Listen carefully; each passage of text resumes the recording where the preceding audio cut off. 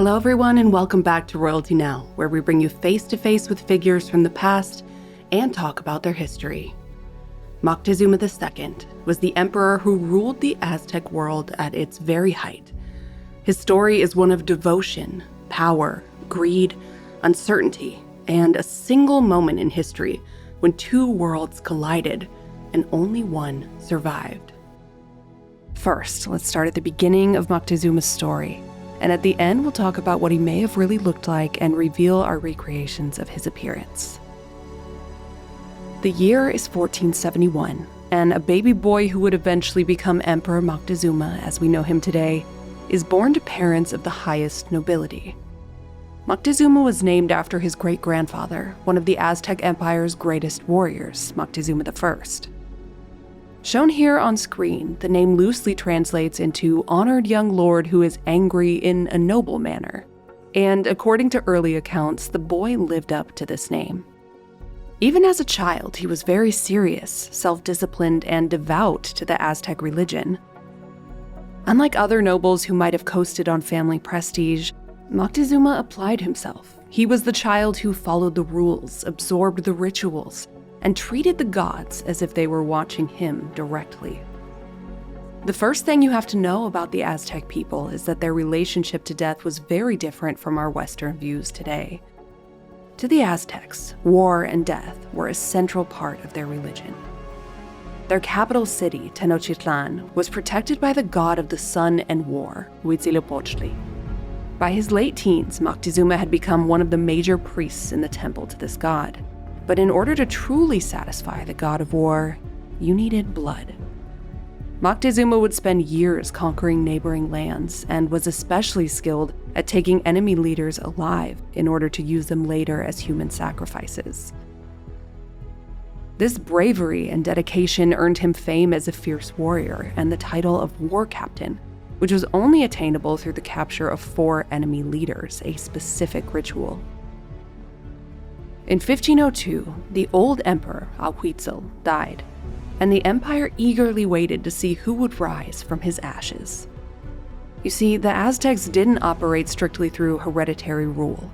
Emperors were instead elected by a council of noblemen, priests, and military leaders. Moctezuma's priestly authority, royal blood, and battlefield accomplishments made him the easy choice. At the age of 31, he became the Tlatoani, meaning speaker of the Aztec Empire at its very peak. But what he could never have known was that this story would end in an apocalypse. Moctezuma had everything go right for him his entire life leading up to this reign. But not long after he became emperor, a drought that would end up lasting 3 brutal years would give rise to a famine that became so severe even the richer nobility would be forced to sell their own children in exchange for food. At first, Moctezuma tried to respond with compassion. He opened the royal granaries, organized relief efforts, and attempted to distribute resources to his people.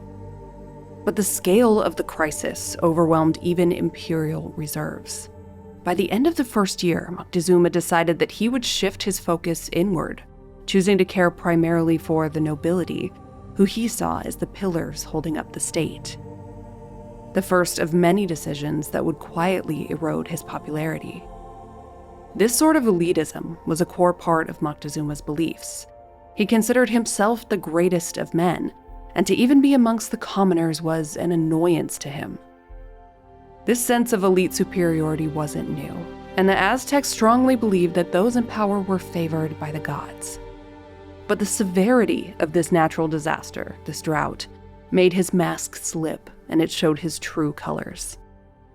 The longer the crisis continued, the more he grew disdainful of interacting with commoners, and he eventually began replacing nearly all of his most experienced advisors with men of prestigious lineage rather than proven skill.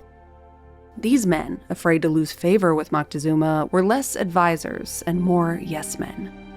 So when Moctezuma began building himself an extravagant new home, there was no one there to tell him how tone-deaf it would look to his people.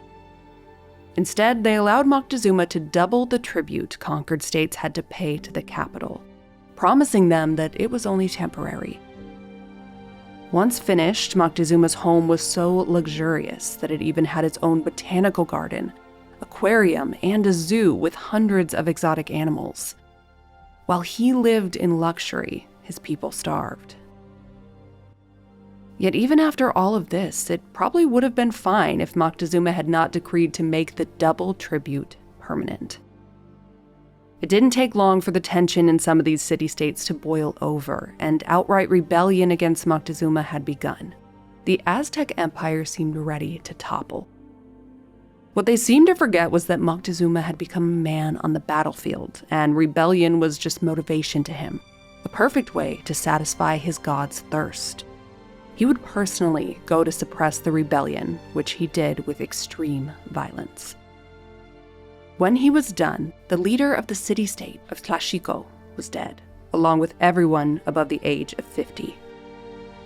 Although he must have thought this display was enough to satisfy his god and scare off any of the rebellion's feelings towards him, he was wrong.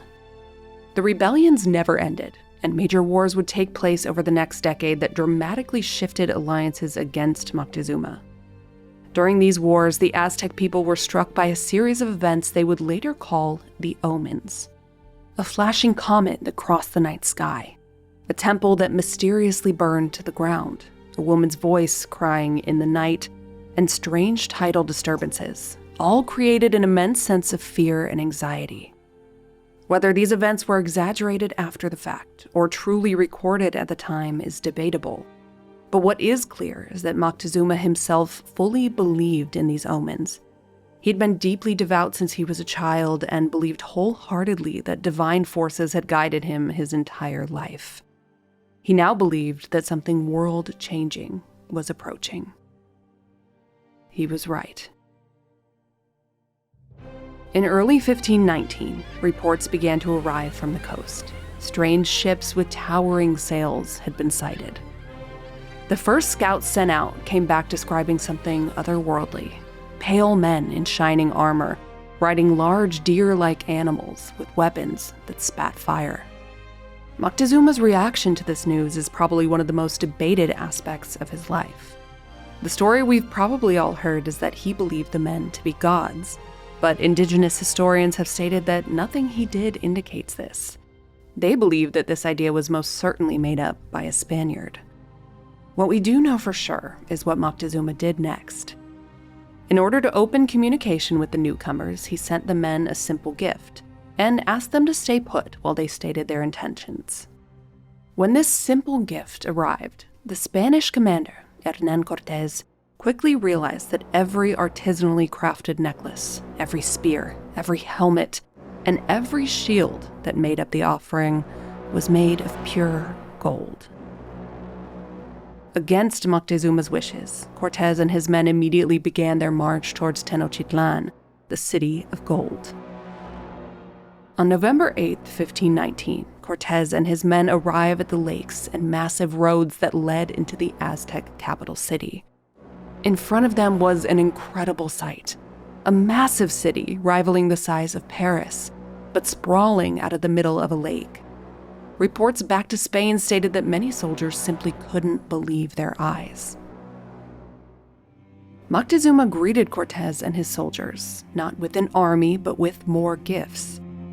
Although the Spaniards saw this as a weakness, an admittance of inferiority, the truth was more complex. In Aztec culture, kindness was seen as a sign of superiority. Moctezuma himself spoke a dialect of the Aztec language so polite that the common people needed a translator to understand him. Furthermore, it's thought that he may have been trying to gauge how the Spaniards would react to his hospitality, maybe even creating a sense of obligation to him for keeping them safe. Unfortunately, any obligation of peace the Spaniards may have felt left them entirely when they saw just how rich this Aztec king was.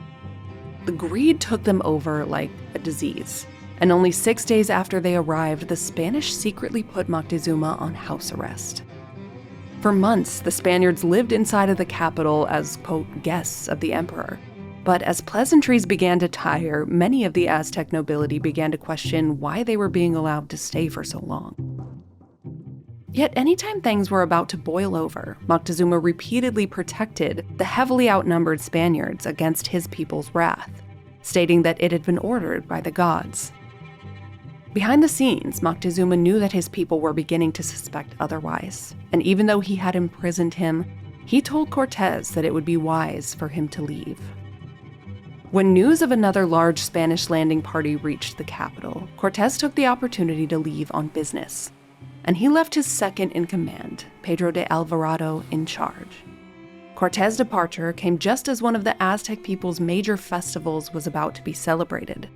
Warriors and noblemen came from all over to celebrate with the emperor inside of the Great Temple, wearing their finest jewelry. For Alvarado and his men, native sources state that the sight of so much wealth was too much for their greedy souls to handle. Unprovoked, the Spaniards attacked, killing every single person inside, except for Moctezuma. When news spread of the massacre, the city exploded into riots, and the Spaniards were surrounded with furious howls and cries for their deaths. Projectiles were launched from below, hitting the building constantly for hours and hours on end. In order to pacify his people, and undoubtedly under pressure from the Spanish, Moctezuma would make a sudden appearance on a balcony that could be seen by the rioting crowd. He asked them to please stop fighting and to allow the Spaniards to leave the city in peace. His pathetic plea was met by the furious crowd with absolute disgust. They didn't even let him finish speaking. A barrage of stones were thrown at him, and now even angrier, the crowd immediately renounced Moctezuma right there and then, and named his brother the new emperor in his place. What they did not realize was that one of those stones had struck Moctezuma directly in the head, killing him. At least that's what the Spaniards reported. Cortés returned a few days later to absolute disaster. Moctezuma was dead, and Cortés's men were still trapped in the temple, and they were running out of food and water. Angry mobs roamed the city. Without the emperor alive for protection, Cortés knew that his only option was to attempt to break his men out in the dead of night. But even with their lives at stake, he still ordered each man to take as much gold as he could carry. With a rainstorm obscuring their movements, the Spaniards miraculously made it out of the temple unnoticed. But just as they were about to escape the city, a woman drawing water caught sight of them and raised the alarm. As the news spread, noblemen and commoners alike emerged from their homes and began attacking the Spaniards from every direction. Still, the Spanish fought for their lives, and they were able to escape the mob long enough to make it to the massive road that led out of the city. But the gold they had so greedily packed away was now massively weighing them down. Tired soldiers began to lose their footing, falling into Lake Texcoco and drowning with their treasures forever. With hundreds of Aztec war canoes appearing in the water alongside of them, Cortés and his horsemen decided to leave all of the gold and some of their men behind to fend for themselves. When they finally outran the mob and took stock of their numbers, the Spaniards would realize that over 1,000 of them had been killed. The Spanish would call the event La Noche Triste, meaning the Night of Sorrows. For the Aztec people, they believed they had defeated the Spanish once and for all. But along with the Spanish came disease, smallpox, that ravaged their population, killing Moctezuma's brother, who had just succeeded him. A year later, Cortés would return with an even larger army. The siege of Tenochtitlan would last for nearly 3 months. When it was over, the city was destroyed. Its temples were burned, and its population decimated. For those who survived, the omens had been true. The world had ended. Moctezuma is remembered through so many layers of noise. Spanish propaganda, indigenous revision, and centuries of storytelling. Really, depending on who's telling the story, he's either a coward who surrendered an empire, or the tyrant that strangled it before the Spanish even arrived. In the end, Moctezuma isn't as simple as a villain or a coward. He was a ruler shaped by a world that had existed for centuries, and ended faster than anyone could have even fathomed. Quietly, and with almost no time to prepare, an entire way of life came to an end. And Moctezuma's choices would not have stopped the old world with its new weapons and disease from coming. And as the Aztec Empire collapsed, Moctezuma became its last witness and its first casualty.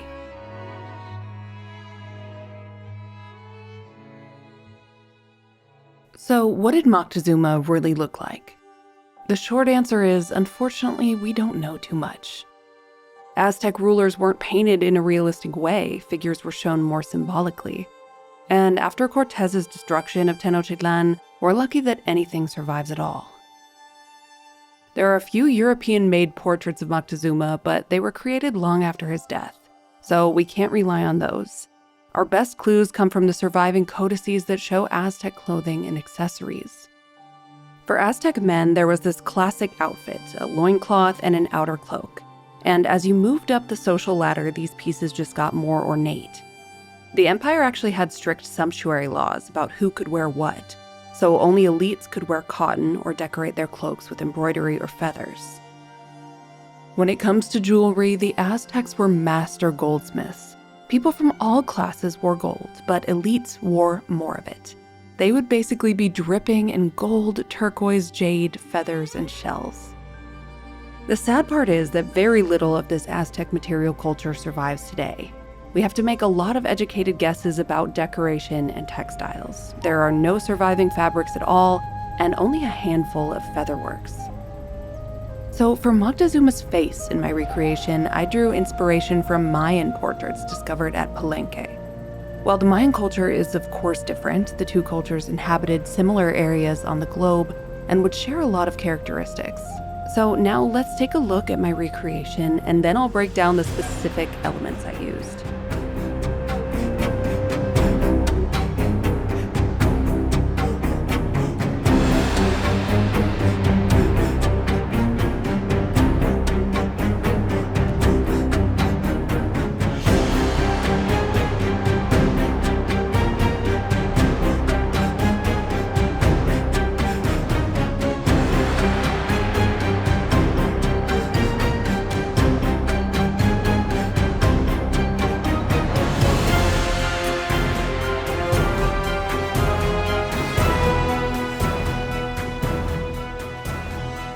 Although most Aztecs did not wear facial hair and considered it ugly, there are a few examples of eyewitnesses describing Moctezuma as wearing a small beard, so I've included a version with this as well. I dug through a ton of real artifacts for this depiction. A lot of Aztec jewelry survives because it ended up as sunken treasure, either lost on the night the Spanish tried to flee with it, or in shipwrecks on the way back to Spain. Thanks to those, we know elite Aztecs wore distinctive earrings made of flares, a back disc, and dangling pendants. The earrings in my piece are constructed from real examples like these. The lip plug is a real artifact too. It depicts an eagle. And the necklaces come from a famous trove known as the Fisherman's Treasure. And then, of course, the headdress. The Aztecs were famous for these, huge ornate pieces made of gold and shimmering feathers. This particular one is one of very few surviving examples. Today, it's often called Moctezuma's headdress, although we can't be sure he ever wore it.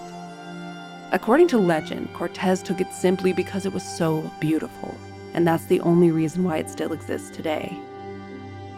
Thank you all so much for watching. Please like and subscribe if you enjoyed the video, and we'll see you next time.